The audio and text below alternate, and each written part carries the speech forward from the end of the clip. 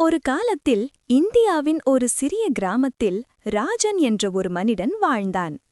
அவன் அந்த கிராமத்தில் மிகவும் கஞ்சன் என்று எல்லோருக்கும் தெரிந்தவன். பண்டிகை வந்தால் அக்கம் பக்கத்தவர்கள் ஒருவருக்கொருவர் உணவு பகிர்ந்து கொள்வார்கள். கஷ்டம் வந்தால் உதவி செய்வார்கள். ஆனால் ராஜன் மட்டும் அப்படியில்ல. அவன் தன்னிடமிருக்கும் ஒவ்வொரு காசையும் எண்ணிக்கொண்டே இருப்பான். அவனுடைய வீட்டில் பல பெட்டிகளில் நாணயங்கள் இருந்தன. சிலவை படுக்கையின் கீழ் மறைத்து வைத்திருந்தான். சிலவை சுவருக்குள், சிலவை தோட்டத்தில் புதைத்தும் வைத்திருந்தான். ராஜன் பல வருடங்களாக அதே கிழிந்த ஆடைகளையே அணிந்தான். அவன் சாப்பிடுவது மிகவும் மலிவான உணவு. பல சமயம் பழைய ரொட்டி மற்றும் தண்ணீர் மட்டும். மழை காலத்தில் வீட்டின் கூரை வழிந்தாலும் அதை சரி செய்யாமல் கீழே வாளிகளை வைத்து தண்ணீர் பிடித்தான்.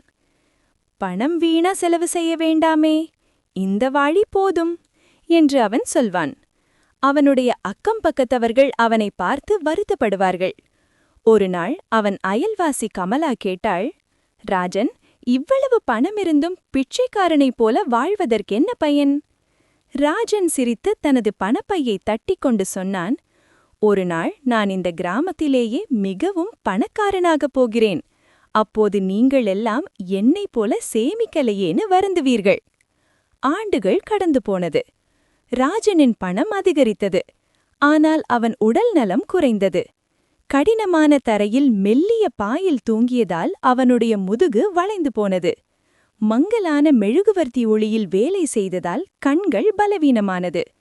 மோசமான உணவு சாப்பிட்டதால் வயிறு அடிக்கடி வலித்தது. ஆனால் அவன் இன்னும் ஒரு காசும் தன்னுக்காக செலவு செய்யவில்லை. ஒரு நாள் கிராமத்திற்கு அர்ஜுன் என்ற ஒரு இளைஞன் வந்தான். அவன் மிகவும் உற்சாகமாகவும் புத்திசாலியாகவும் இருந்தான். அவனிடம் பெரிய பணம் எதுவும் இல்லை. ஒரு சிறிய பை மற்றும் ஒரு புல்லாங்குழல் மட்டும். ஆனால் அவன் பல விஷயங்கள் தெரிந்தவன். அவன் படிக்கவும் எழுதவும் தெரியும். மருந்து மூலிகைகள் தெரியும். சாதனங்கள் சரி செய்ய தெரியும். அழகாக புல்லாங்குழல் வாசிக்கவும் தெரியும். ராஜன் வீட்டுக்கு அருகில் ஒரு அறை வாடகைக்கு எடுத்தான். ஒவ்வொரு காலையும் ராஜன் கவனித்தான், அர்ஜுன் நல்ல பால், பழம், நல்ல உணவு வாங்குவதை. எவ்வளவு முட்டாள், இந்த எல்லா சுகங்களுக்கு பணம் செலவு செய்கிறான் என்று ராஜன் முணுமுணுத்தான். ஆனால் ராஜன் இன்னொரு விஷயத்தையும் கவனித்தான். அர்ஜுன் புத்தகங்கள் வாங்கி ஒவ்வொரு இரவும் படிப்பான். கருவிகள் வாங்கி தச்சு வேலை கற்றுக்கொண்டான். மண் வாங்கி பானைகள் செய்ய பயிற்சி செய்தான். கிராமத்தில் இருக்கும் ஒரு ஆசிரியரிடம் விவசாயமும் வியாபாரமும் கற்றுக்கொண்டான். ஒரு நாள் ராஜன் கேட்டான், ஏன் இவ்வளவு பணத்தை இப்படி வீணாக்குகிறாய்? அர்ஜுன் சிரித்து சொன்னான், நான் பணத்தை வீணாக்கவில்லை மாமா. நான் என்னை முதலீடு செய்கிறேன். ஒவ்வொரு புத்தகமும் எனக்கு அறிவை தருகிறது. ஒவ்வொரு திறமையும் எனக்கு மதிப்பை அதிகரிக்கிறது.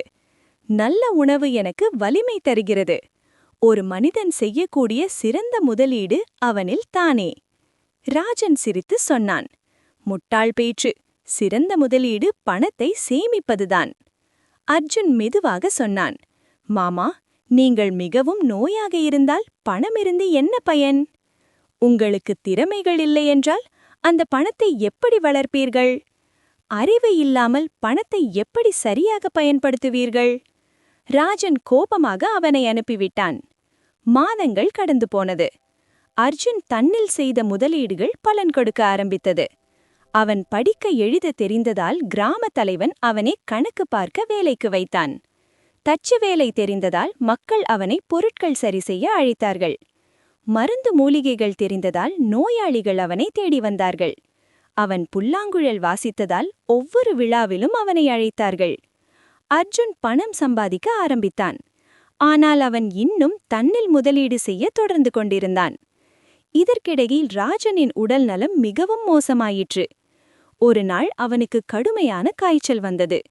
கிராம மருத்துவர் சொன்னார், உங்களுக்கு நல்ல மருந்து, நல்ல உணவு, மேலும் இந்த வீட்டையும் சரி செய்ய வேண்டும்.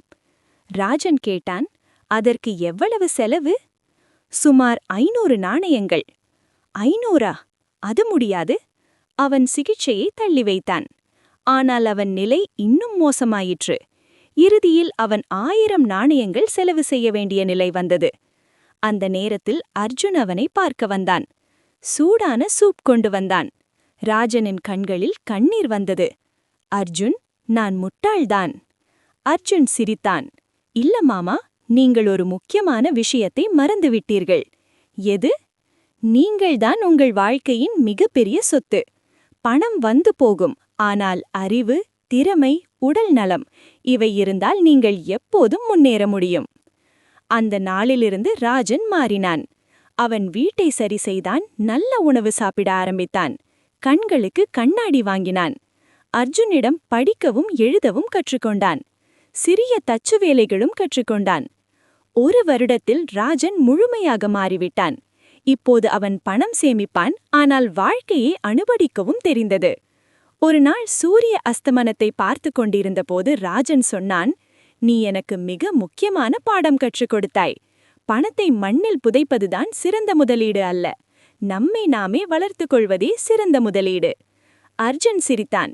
இப்போதுதான் நீங்கள் உண்மையான பணக்காரர். ராஜன் சிரித்தான்.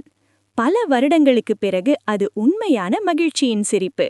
ஏனென்றால் அவன் இறுதியாக புரிந்து கொண்டான், உன்னில் முதலீடு செய்வது உன் எதிர்காலத்தில் முதலீடு செய்வது, அதுவே உண்மையான செல்வம்.